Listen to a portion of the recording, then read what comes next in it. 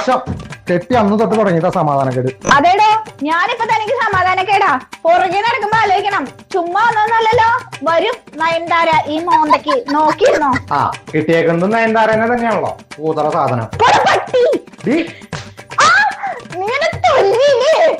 തല്ലേ ചവിട്ടി കൂട്ടു ഞാന്ന്. പിന്നെ തന്റെ ഇടിയും തൊഴിയും കൊണ്ട് ഞാനിവിടെ കിടക്കുന്നതാ വിചാരിച്ചോ?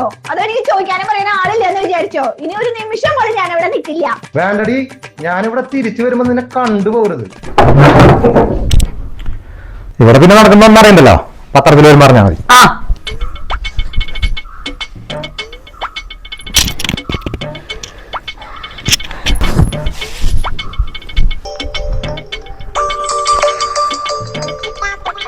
മോളാണല്ലോ.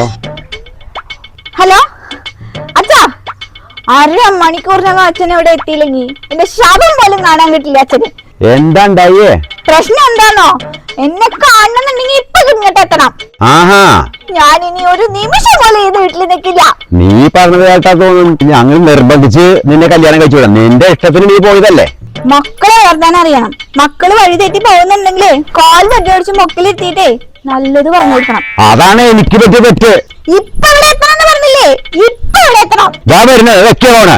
ലക്ഷ്മി അമ്മേ, ഇവിടെ നടക്കണ എന്താന്ന് അറിയുന്നുണ്ടാ? ഞാൻ ഇരിക്കാൻ വന്നതല്ല, ഞാൻ മകളെ കൊണ്ടുപോകാൻ വന്നതാ.